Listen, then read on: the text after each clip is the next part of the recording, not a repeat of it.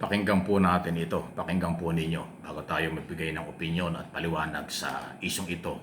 Mary Grace Piatos ang pinag-uusapan sa Philippine Statistics Authority at sa Justice Committee. Gusto ko pong magtanong sa kinatawan ng Philippine Statistics Authority. Una, Deputy National Statistician Maris Grande, para manilaw lang ho sa record ng committee ito, kinukumpirma niyo po ba na kayo ay otorisadong kinatawan ng Philippine Statistics Authority at may sapat na kaalaman sa mga certification na ipinadala ng PSA sa committee ito? Yes, Madam Chair. I represent Dr. Dennis S. Mapa. I am Marisa Grande, the Assistant National Statistician of the Civil Registration Service, and I am in charge in the verification of civil registry documents and the processing and archiving, as well as maliwanag, generation of vital statistics. Siya yan, may personality. Ma'am Maris, hiniling po ng committee ito na dalhin at isumiti ninyo ang mga kopya ng certification na may petsang December 8, 2024 at December 11, 2024. Nais ko pong malaman kung dala po ninyo ang mga dokumentong ito at naisumiti nyo na po ba ito sa committee? Yes po, Your Honor, na dala namin itong mga certification na ito, December 8 and December 11, at nasubmit na po ito sa committee secretary. Madam Chair, para lang humalinaw, ang dalawang certification pong ito ay opisyal na dokumento ng Philippine Statistics Authority. Tama po, sir. At ang mga certification na ito ay nagsasaad na pagkatapos ng paghahanap ng records ng PSA, marami sa mga pangalang isinumite ng kapulungan ito ay walang matagpuan ng any record ng kapanganakan, kasal at kamatayan. Tama po ba? Tama po, sir. Nakareceive po kami ng list of individuals for verification po sa PSA at narito po sa certification na ito ang laman ng resulta base sa information na pinrovide ng committee.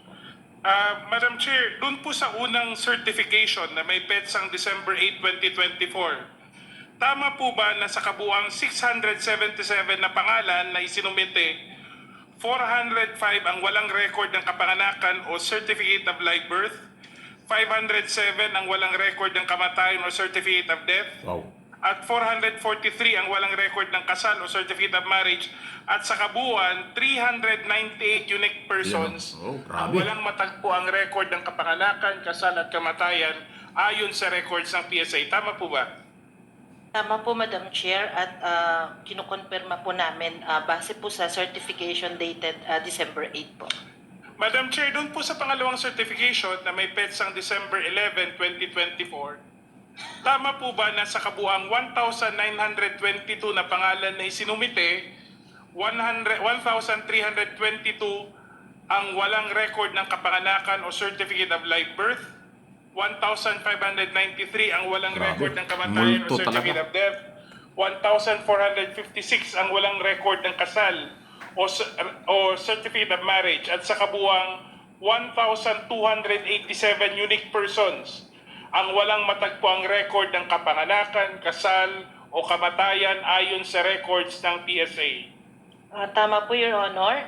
Base sa December 11 na inisyu ng PSA, ay yung mga datos po na yan ang resulta ng aming verification sa birth, marriage, and death po. Madam Chair, Ma'am Maris, no, sa harap ng committee ito, pinapatunayan niyo po ba under oath na ang mga certification na ito ay tama, sapat at batay sa official na records ng Philippine Statistics Authority? Yes po, Your Honor. Based po ito sa listahan ng mga pangalan na sinumite ng committee. Ulitin ko po for the record, Madam Chair, tama po ba na ayon sa Sabaya complaint sa paragraph 67, walang anumang record ng kapanganakan, kasal at kamatayan sa PSA para sa mga pangalang Mary Grace Piatos, Milky Sequoia, Kokoy Villamin at Irene Tan, bukod pa sa iba pang mga pangalang nakasal sa nasabing reklamo? Tama po ba? Doon po sa binanggit yung pangalan, Your Honor, yung Irene Tan, lahat po yun ay walang record ng birth, marriage, or death, except po doon sa isa, Irene yung Tan. kay Irene Tan, which is a common name po ito, at Based po sa verification namin, may match na records ng 144 Wow, na Colby, may kapangalan. 89 na certificate of marriage, 16 na certificate of death. So yung Kapangalan, Irene Tan po Irene. kasi ay common and wala pong ibang basehan na sa verification. Kaya may matches po tayo na nakuha. Pero yung mga binanggit niyo pong pangalan po ay lahat po yun ay negative record. Ang kanila So po. negative record po for Mary Grace Piatos, Milky Sikuya at Kokoy Villamin. Tama po ba? Tama po, sir. At tama po ba na itong mga detalye ito, lalo na tungkol dun sa mga pangalang aking sinabi, ay nakapaloob sa mga certification na dinala at sinabit po ninyo sa committee ito? We confirm po, Your Honor, at makikita po ito both sa certification ng dated December 8 and December 11 po. That is all, Madam Chair. Ayun. Can we flash again the So, alam po ninyo, kaya ako tinanong yan ni Congressman, ng komite, Asedre. Si Congressman Asedre pala ito. Okay, kaya siya ho yung nagtanong, kasi nga po yan ay isinumiti ng Commission on Audit, COA, sa Kongreso. Ang ginawa ng Kongreso, ipinaverify yan ho sa Philippine Statistics Authority. Kung itong mga taong ito ay totoong tao, may record ba ng birth certificate, marriage contract, o death certificate. Kasi yung tatlong yan ang magiging record kung ikaw ay totoong tao. Hindi naman pwedeng ikaw walang record dyan sa Philippine Statistics Authority kasi yan po yung may record ng lahat ng Pilipino.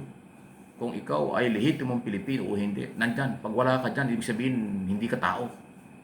Pag wala ka dyan, pero Pilipino ka, anak ka sa buho, parang gano'n.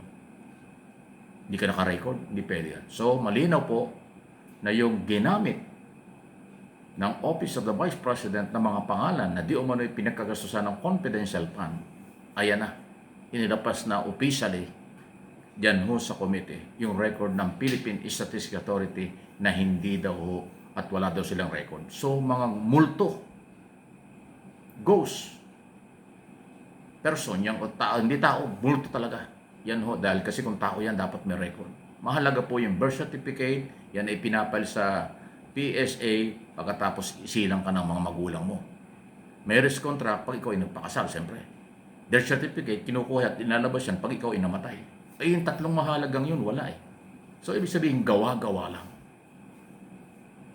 Grabe, pumutok na ho ang lahat ng mga sabihin nating ebidensya.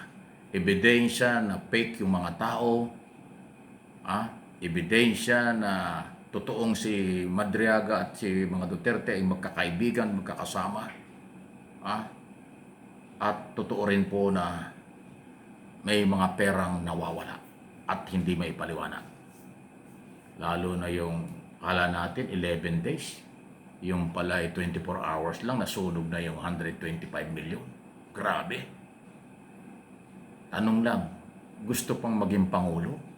Bayan, bahala ka na.